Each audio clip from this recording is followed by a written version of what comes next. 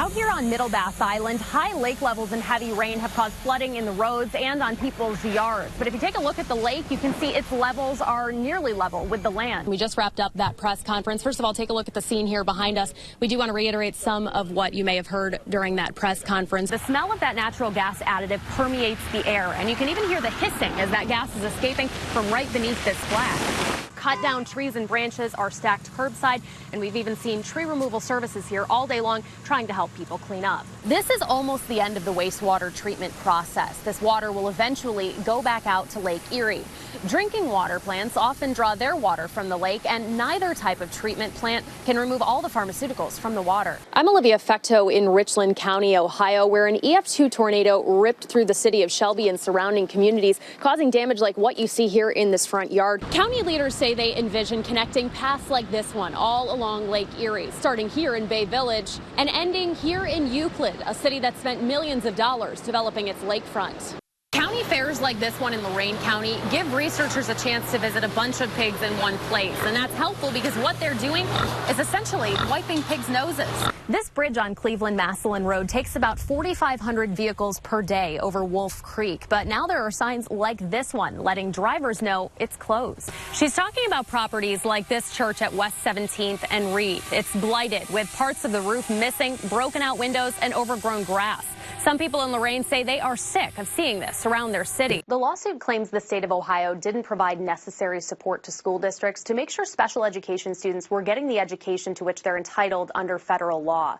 Data showed high rates of segregating students with disabilities away from regular classrooms and poor academic outcomes as a result. Another effect of high lake levels, flooding in Sandusky. Lagoon Deer Park hasn't been able to open its petting zoo to the public. That includes this goat and 200 or so other animals. Record high water levels have caused flooding along Lake Erie and on Middle Bass Island. Residents have had to deal with high water and flooding now for weeks. It is a mess. News 5's Olivia Fecteau spent the day on Middle Bass Island. Neighbors there say the lake hasn't been this high in more than 30 years.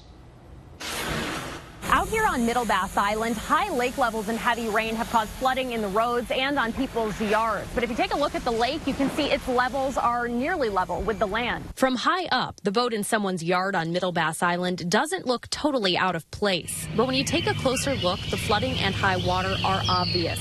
Front yards are underwater, and in some spots, several inches of water cover the roads. Your first concern is apprehension on whether you should go through it or not. In Burgundy Bay, Don Massey took us in his Jeep to show us what the high water looks like up close. If you find yourself on smooth road, you're probably not on the road. Massey spends May through October on Middle Bass Island and works for Miller Boat Line. He says the number of passengers on the ferry to the island is down as a result of the high water.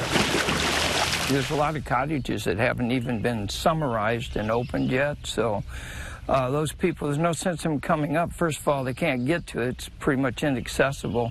And even if they get in there, what are they going to do? Massey says, flooding aside, he's concerned about issues this high water may bring along with it. We'll weather this just fine. But in the long run, the things that do worry me immediately will be, of course, the insects and the mosquitoes this summer, the repair of the roads. It's more difficult now than it's ever been in the 34 years we've been here. Ernie Heisey and others here on Middle Bass Island realize this high water is a problem that may not go away anytime soon, and they'll have to live with that. But it's just annoying and aggravating and difficult to get to their houses and get away from their houses, to the ferry boat, back to the ferry boat, or go to the store or restaurants or whatever. The U.S. Army Corps of Engineers says right now Lake Erie has surpassed its record level set back in 1986. The Army Corps of Engineers is predicting the lake's level will drop by 2 inches by July 1st. I was in pain and didn't know where it was going to go or what was going to happen. That is because a broken elevator may sound like a simple inconvenience to you, but to some folks living in a Canton apartment building, it left them stranded.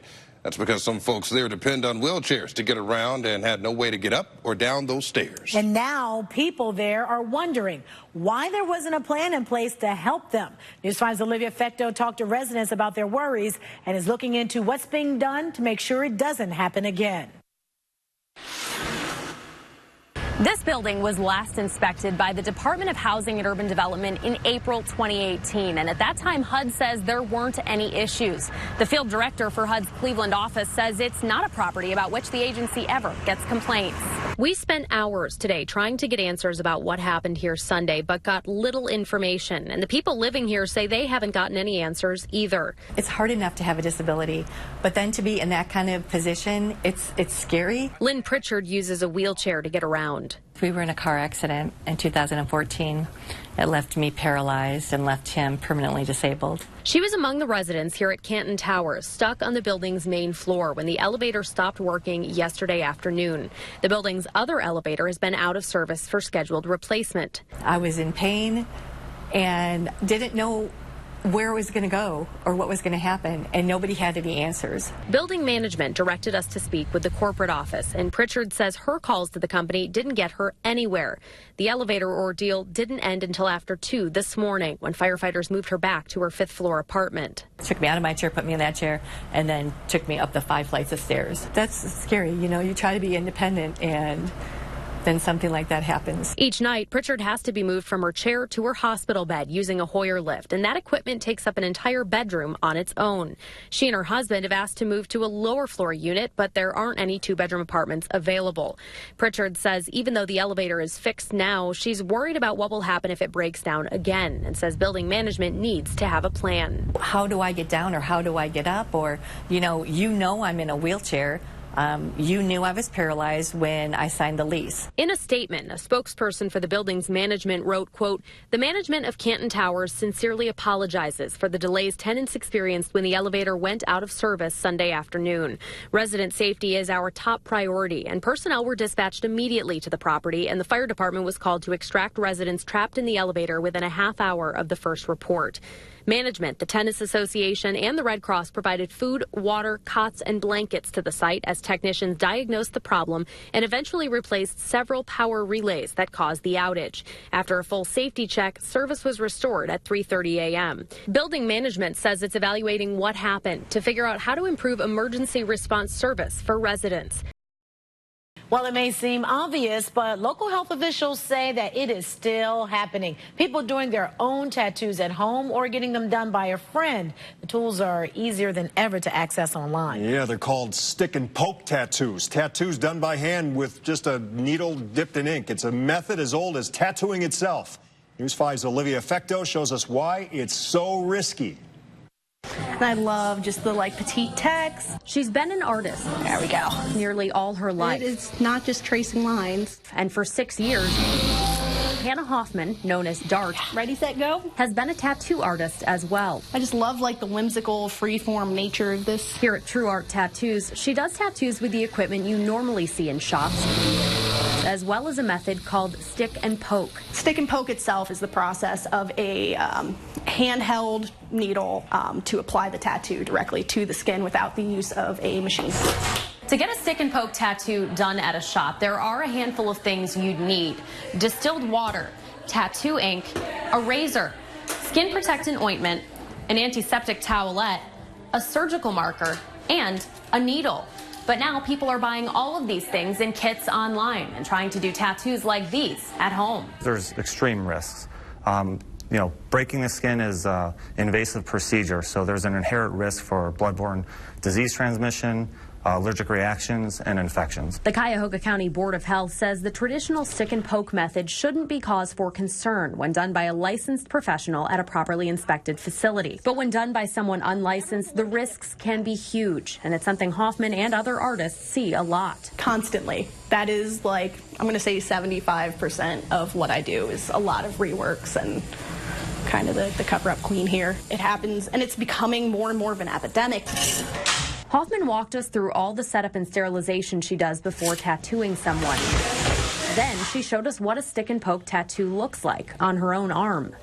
Ow! They think because it is so simple, you don't need the specialized machine per se. Re-wet. And you hear a lot of middle school kids get together jokingly, stick themselves with a safety pin and some pen ink and then show off these little smiley faces or whatever. I will forever have a dot now. Looks like a freckle. Hoffman says many people try this at home because it's a little cheaper, but tattooing is more than just an art. It's a science.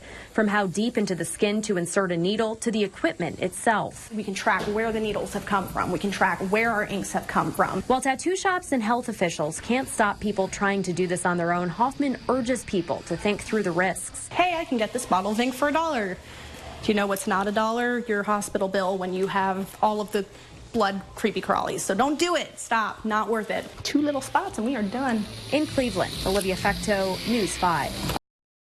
Well, you know, hemp is now legal in the state of Ohio. Plenty of farmers out there ready to grow it, too. The state now working on rules and regulations for people to apply for licenses. One farmer in Marion County has his own plans. News 5's Olivia Fecteau shows us how it would work out.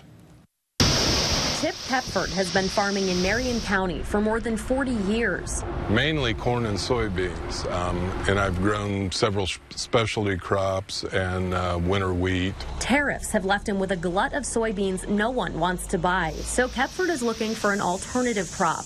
As a board member for the Ohio Hemp Association, he's got his eye on newly legal hemp. We're equipped to plant it, fertilize it, harvest it for seed, and even for fiber. Farmers may not need much to transition from growing soybeans or corn to growing hemp. All it would take is changing out seed discs in a planter like this one from one for soybeans or corn to one for hemp.